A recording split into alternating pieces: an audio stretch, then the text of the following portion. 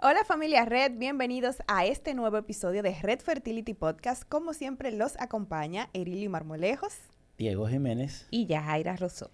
En este mes de noviembre, habíamos comentado en el episodio anterior que se conmemora el Día de la Próstata, ¿verdad? De la prevención del cáncer de próstata. Del cáncer de próstata. Pero también este mes de noviembre se viste de azul por otra conmemoración muy importante, que es el Día de la Diabetes. De la prevención de diabetes. Exactamente. Sí, porque yo aclaro eso de la prevención, porque la gente siempre me pregunta, ¿y por qué celebran el Día del Cáncer? ¿Y por qué celebran? No estamos celebrando ese día, estamos celebrando la prevención, la educación, para que las personas sepan de las patologías, hagan conciencia de esta, y entonces pues se puedan encaminar para un mejor resultado. Asimismo, como el Día de la Prevención del Cáncer de Mama, cáncer de próstata, también está el Día de la Diabetes, porque es una enfermedad crónica que invade mundialmente a tantos pacientes que para qué decir. Por eso tiene un día especial.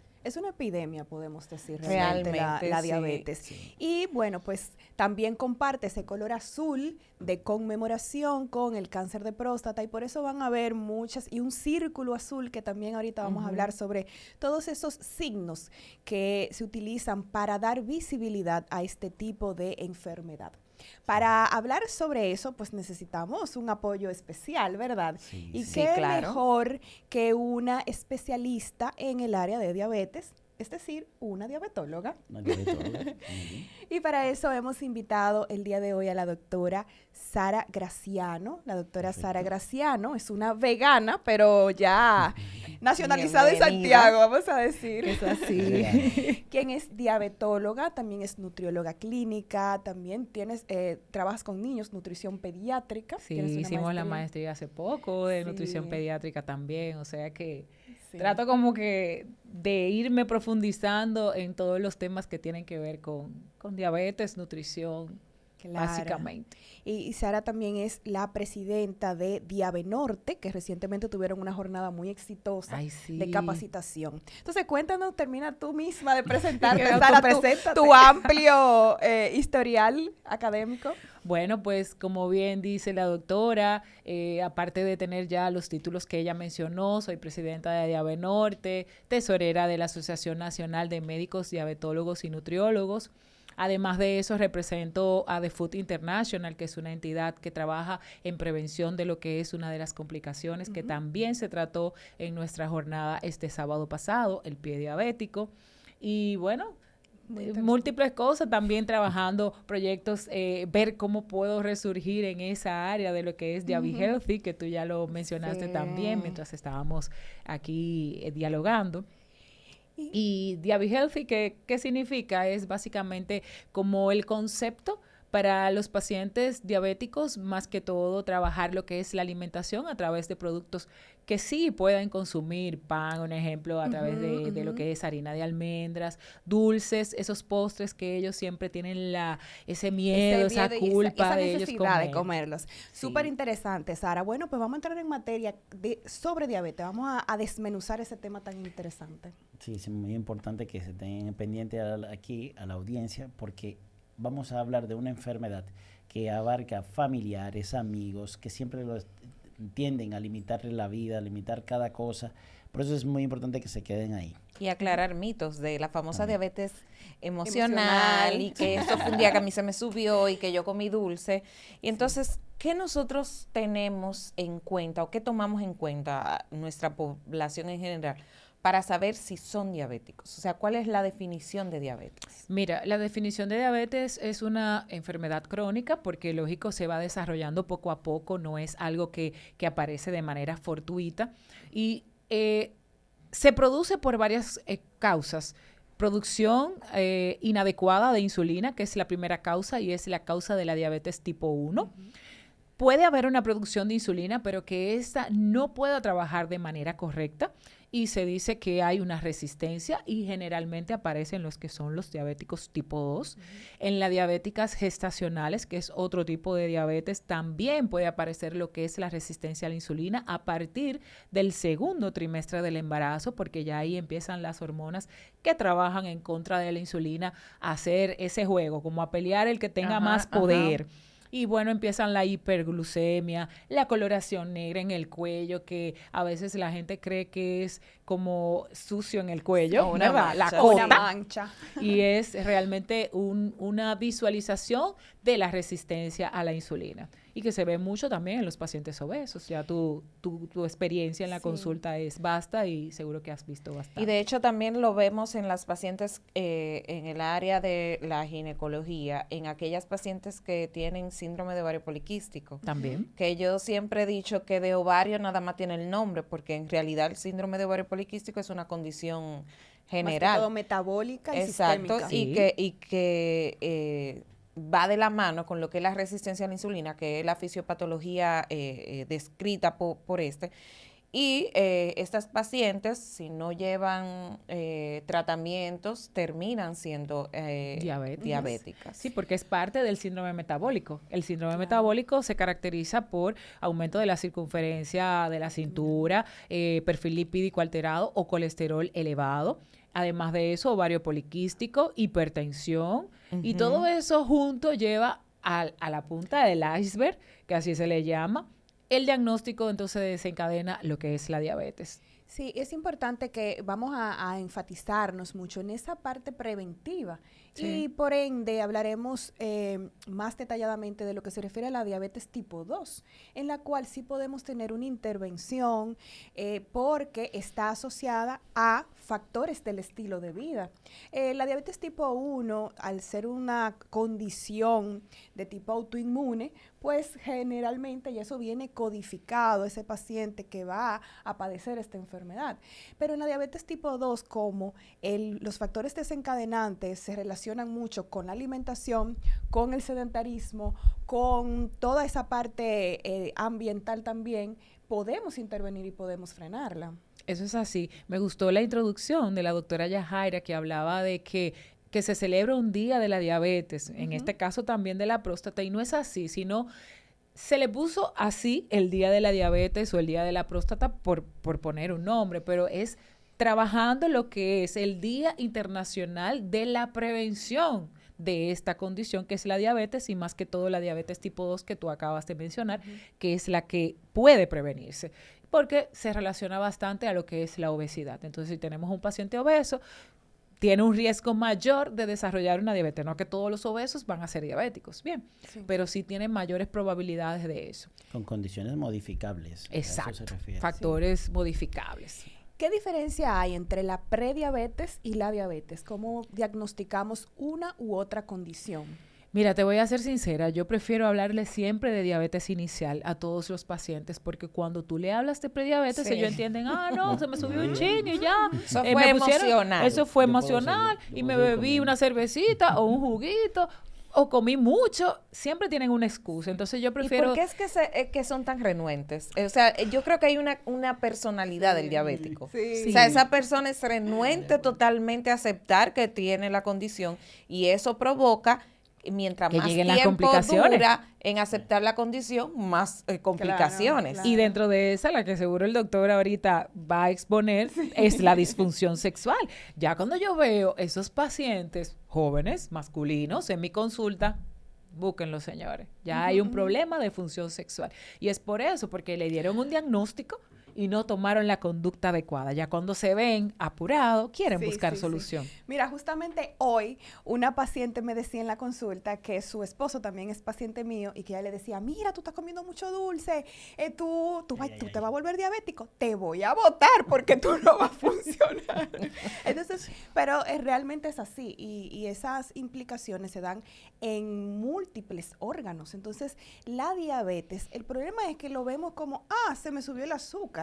Pero es que no sabemos que en cada pico de elevación de esa glucemia se van afectando, especialmente donde más se da esos daños es a nivel de la microcirculación. Exacto. Entonces, todos esos órganos que tienen que su función depende de la microvascularidad, se van dañando riñón, ojos, órganos sexuales, etc. Eso es así. Ahorita Y entonces, dentro de los valores, para uno poder como saber, estoy en prediabetes, valores entre 100 a 126 en ayunas, o sea, un azúcar que usted se mida en ayunas y esté dentro de esos valores, puede hablarse de una prediabetes, o entre 140 y 200 después de haber ingerido una comida, 2 horas después de haber ingerido una comida, o una carga de glucola de 75 gramos.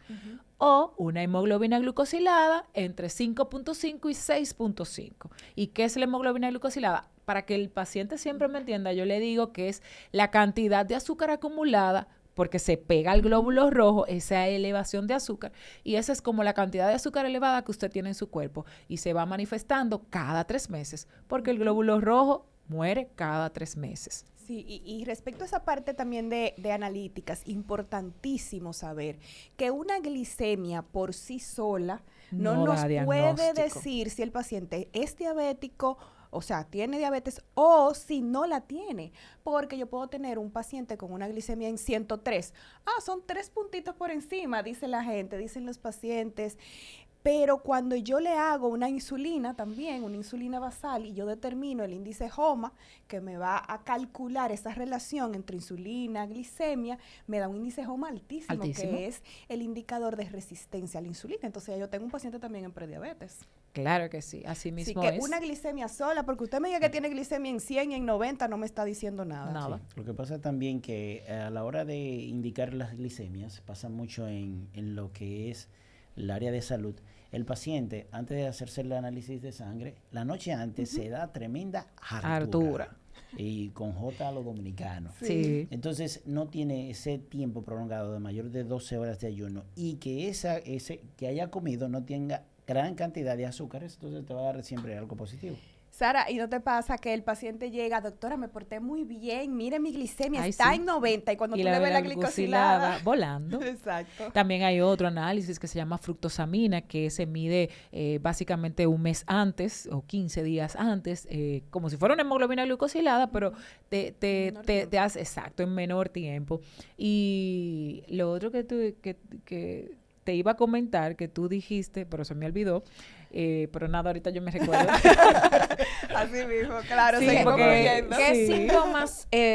¿qué síntomas de primer inicio va a tener ese paciente con diabetes? Mira, de inicio pasa desapercibido. Hay que ser como una gente como muy precavida de cuando vea algo extraño en su cuerpo, bueno, pues tomar la conducta.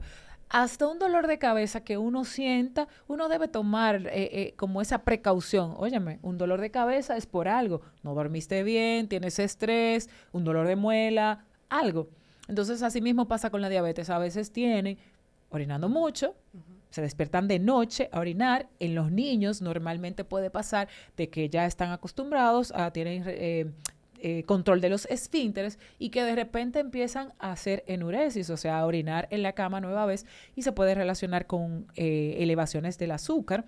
También polidipsia, que es tomar mucha agua, le da mucha sed a ese paciente que tiene una azúcar elevada. Polifagia, que le da deseos de comer, pero a la misma vez pérdida de peso a pesar de estar comiendo abundantemente, que a veces los pacientes dicen, ¿por qué yo estoy bajando de peso si yo estoy comiendo bien? Entonces ya hay como que ven que hay algo extraño, y uno de los signos más relevantes de la comunidad o una creencia, y no es una creencia real, cuando hacen pipí, que llegan las hormigas, y hay otros que lo prueban.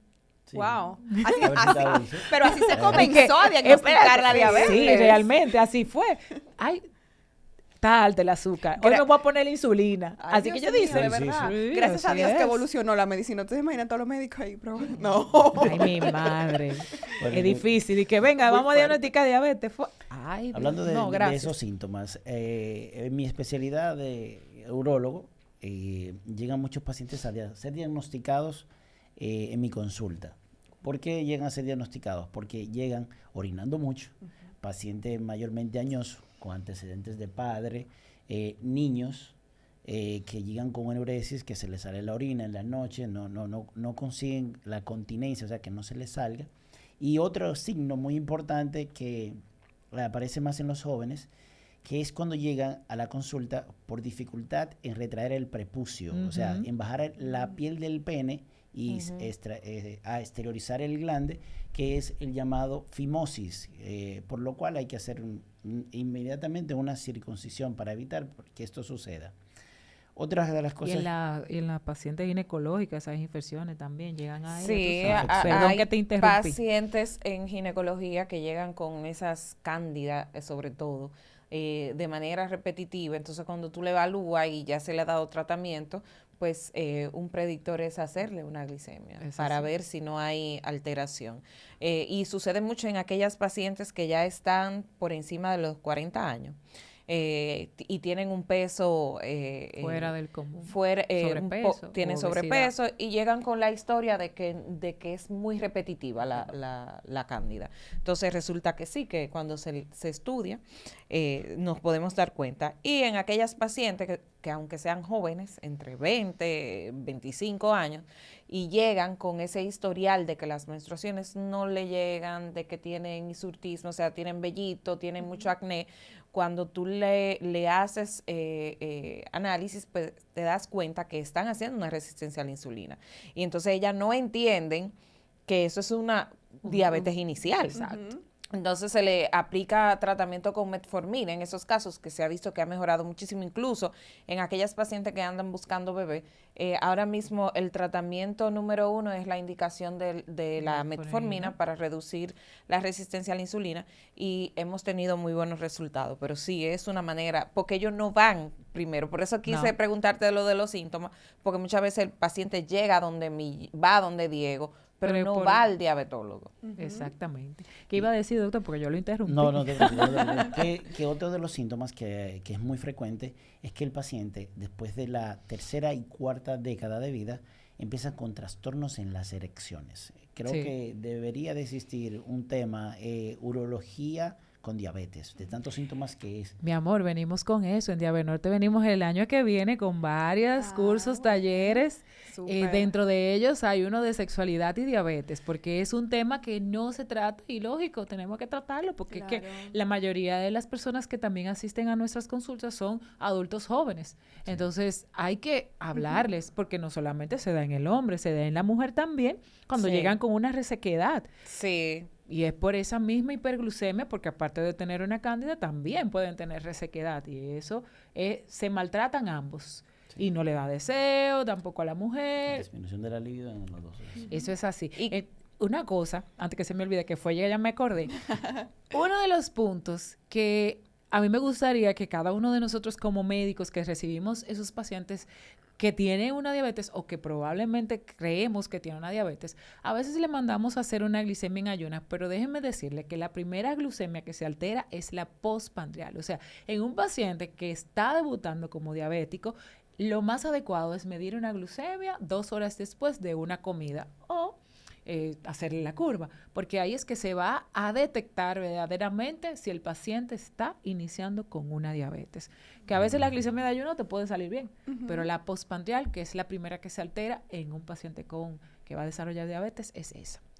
No, y que cabe destacar también que parte de la educación que nosotros estamos tratando de dar es que, estamos hablando que el paciente con diabetes va a tener problemas de disfunción sexual, pero eso no quiere decir que todos los diabéticos van a cursar con eso. De hecho, para eso es este tema, para crear conciencia de que si usted lleva una vida saludable, de que si sus niveles de glicemia están controlados, es muy difícil que caiga en las complicaciones, porque ya esto que estamos hablando son complicaciones de aquellos pacientes que están renuentes a aceptar que tienen un diagnóstico de diabetes. De hecho, me acuerdo de una anécdota que tenía un profesor de nosotros en la universidad que decía que el diabético come escondido. Sí. Porque en su casa dice, no, yo estoy llevando lo que me dijeron el médico que debo de consumir. Pero entonces usted va a la habitación y encuentra escondido papeles de comida, etcétera. Entonces, eso es parte de la personalidad del diabético, pero no del diabético que está controlado, sino del que no acepta su realidad. Y eso significa que se debe también tratar a nivel psicológico, porque debe de asumir la condición y empoderarse de su condición y saber qué debe hacer para mejorar su calidad de vida. Yo entiendo que cuando un paciente hace conciencia de lo que tiene, ya es el 50% del tratamiento. Muchas veces cuando los pacientes van a donde mí, yo parezco una profesora de universidad porque saco mi libretita o una de dibujos que tengo y empiezo a explicarle. Y si yo tengo que durar ahí media hora hablándole de ovario poliquístico o de endometriosis o el tema que sea, con la idea de que ellos acepten la condición, de que se empoderen de su condición y en base a eso entonces puedan aceptar el tratamiento. Mira, yo he tenido muy buenos resultados con eso. Yo trato de mi consulta desde que inicié, ya yo voy a tener 13 años ejerciendo como diabetóloga y desde inicio yo siempre entendí que una sala de sala de espera no debe estar llena. O sea, para que te digan que usted es bueno, no tiene que estar llena, perdón. Usted debe tomar el número de pacientes que sea el adecuado para usted dedicarle el tiempo a ese paciente, porque más que todo el paciente con diabetes necesita hablar. Educación. Entonces, si tú tomas 30 pacientes, dime tú, ¿en qué momento tú le vas a enseñar a ese paciente? Entonces, yo trato de llevar ese número que no paso de 10 en la consulta para comentar, hablar, dibujar, explicarle. Y déjame decirte, yo he tenido muy buenos resultados con la insulina, que le tienen un miedo como el diablo a la cruz. Y yo, mira, he tenido muy buenos resultados con mis pacientes, acceden fácilmente al uso de la insulina. La insulina no daña, no pudre, lo que hace todo eso es la diabetes, el azúcar alta, como bien comentó nuestra compañera Erili. Porque eso es un mito. Sí. Que la insulina, hay que quitarse el mito aquí. Y la misma metformina le tienen miedo porque creen que si la comienzan a usar, entonces ya se hacen más diabéticos. Eso me lo han dicho pacientes. Entonces no quieren utilizar la medicación. O cuando se están muriendo ya, que están utilizando la insulina. Sí, ya estoy en la fase final. O me dicen, por ejemplo, no, es que ya yo estoy en la fase final de la diabetes porque ya pasé a insulina. Entonces eso no determina vamos a decir, esa fase, que sea una fase final de la enfermedad. Eso es así. El uso de la insulina.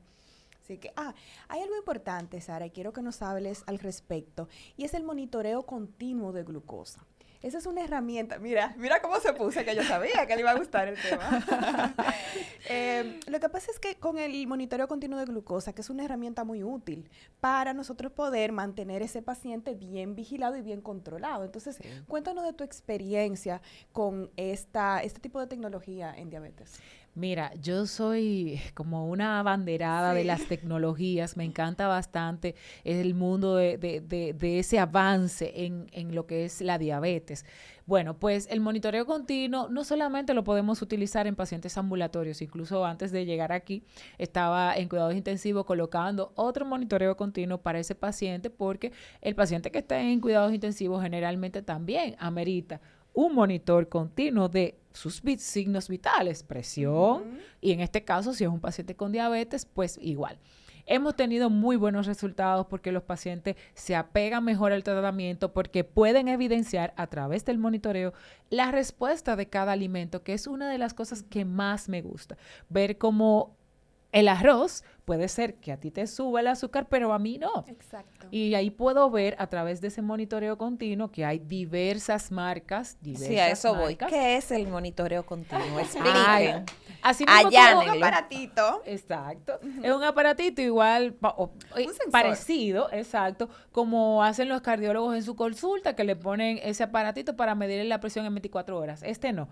Este puede ser de 7 a 14 días, dependiendo del tipo de aparato. Y es un sensor que se coloca generalmente por detrás de los brazos para ver las oscilaciones del azúcar, o sea que va midiendo el azúcar. Hay unos de ellos que te lo dan en una aplicación y cada 5 minutos generalmente te va dando los valores de glucemia, y que es un poquito, por lo menos el que tenemos aquí en República Dominicana, de una de las marcas de una farmacéutica, ese ya hay que deslizar el lector a través del sensor y te da el valor de azúcar. Pero ya lógico, tú le prescribes al paciente en las horas que tú necesitas. O sea, cualquier monitor que utilice es para medir el azúcar sin necesidad de puncharte los dedos. Eso es muy importante, porque el diabético, ustedes saben que tiene que estar monitoreando por las tiritas con el glucómetro y hacerse esa medición mañana, tarde, noche o según la necesidad, acorde a cómo esté ese control y el seguimiento que tenga con el médico. Entonces, con este sensor es súper cómodo, se aplica en el brazo, en un muslo, en el abdomen, pero generalmente en el muslo y brazo, ¿verdad? Y brazo, sí. Y se mide y ya aquí yo sé. Pero también se manda una señal a su médico, a su celular, que te dice, oye, estás en hipoglicemia, y eso también cuida mucho a ese paciente de las hipoglicemias, que es una de las complicaciones muy temidas en la diabetes. En las embarazadas. Sí, anda. Es un par de pesitos. Y todavía los seguros no lo cubren, o sea que no, en la paciente embarazada. Por favor. Ok, gracias. Ese tema está prohibido aquí. Okay. Además de eso, con relación a las analíticas, hay un laboratorio que es de nuestra confianza, que se llama Laboratorio Morilla Gómez.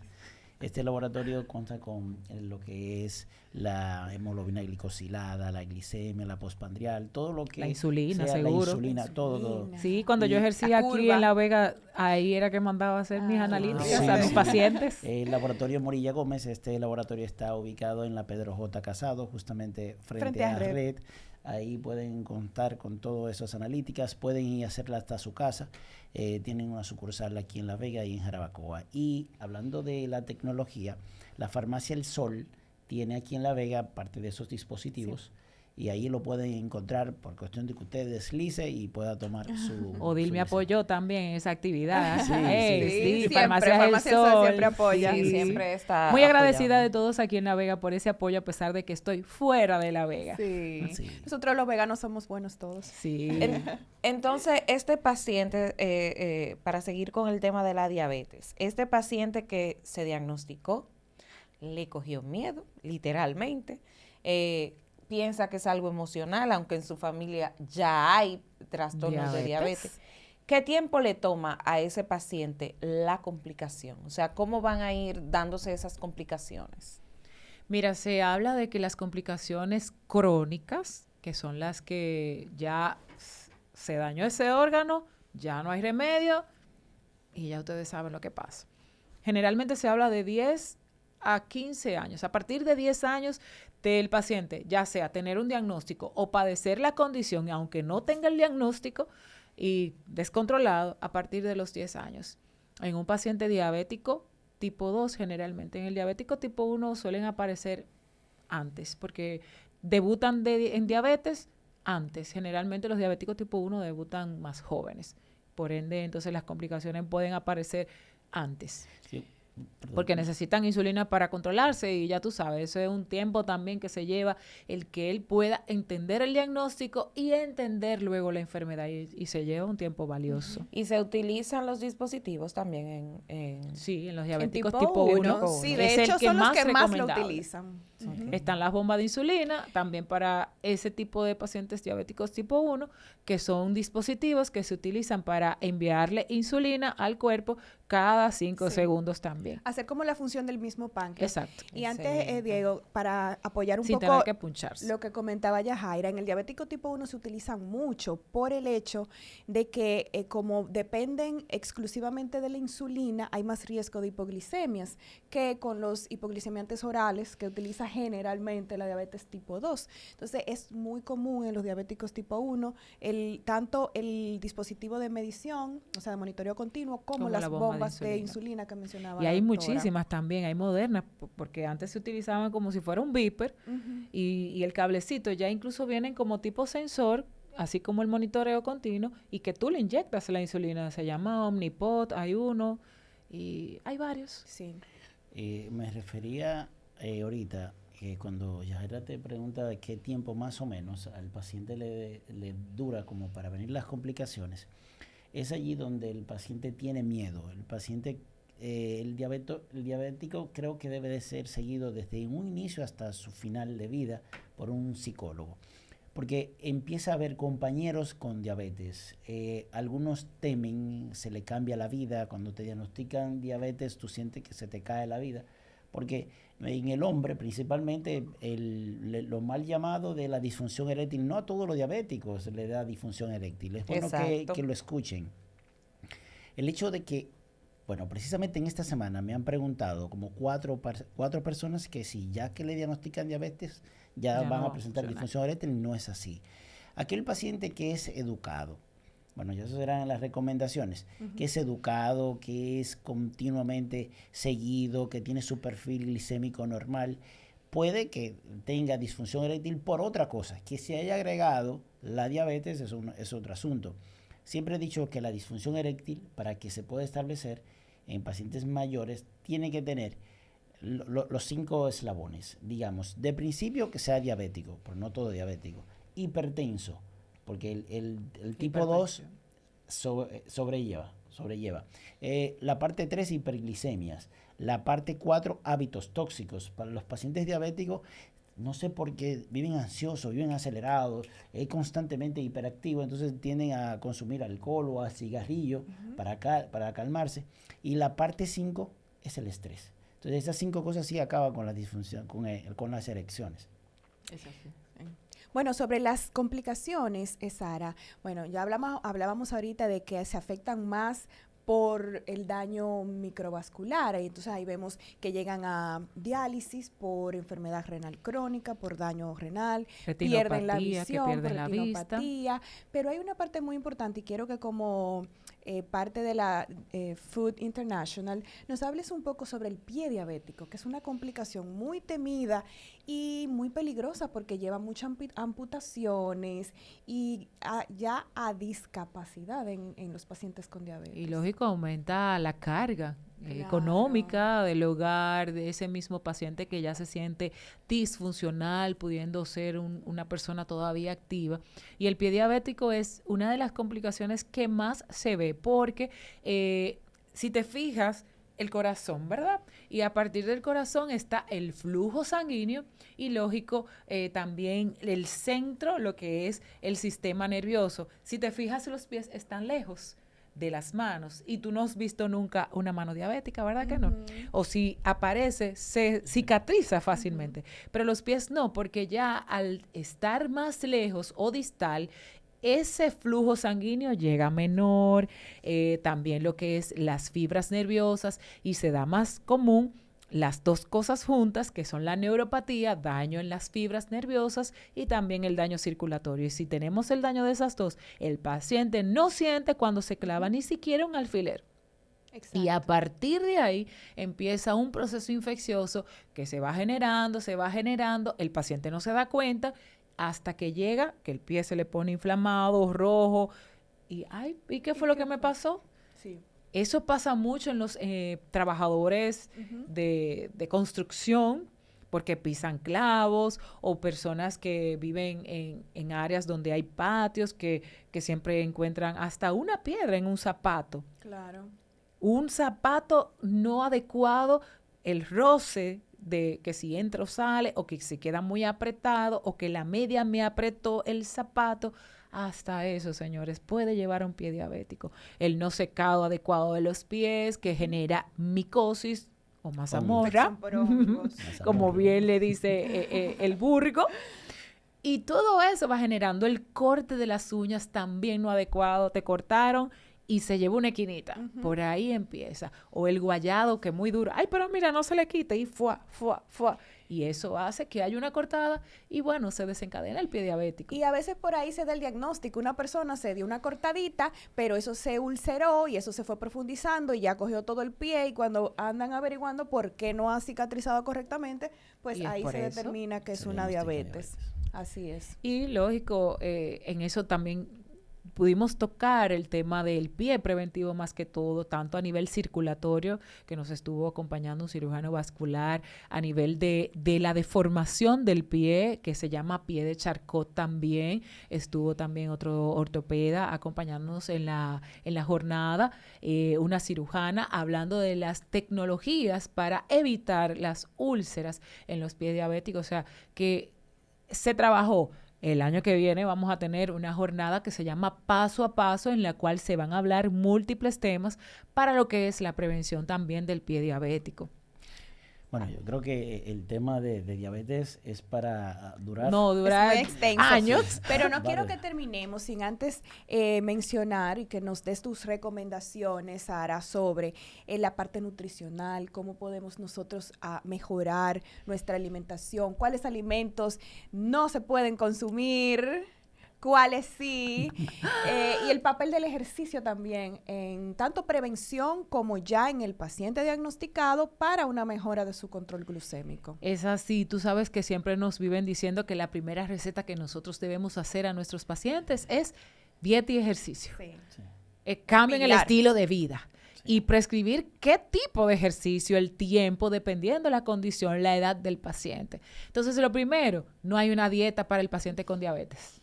Sí. Bien, no hay dieta para el paciente. Cuando llega a la consulta, doctor, ¿y tú no me vas a dar una dieta? Es que no, o sea, tú puedes comer arroz, pero lógico, no es que tú te vas a sentar a comer un plato. Si no, te comías un plato, ves reduciendo. Los pacientes míos no pasan trabajo y por eso tal vez ellos sienten como a gusto, porque yo digo, sí, usted puede comerse un poquito de arroz, pero mire, si usted se comió un plato, redúzcalo a la mitad y vamos a añadir ensaladas básicamente crudas, preferiblemente porque tienen un índice glucémico muy bajo, y carnes. Y vamos a rellenar eso. Y si ya después que tenemos una semana, reducimos otra vez el plato a la mitad de esa mitad.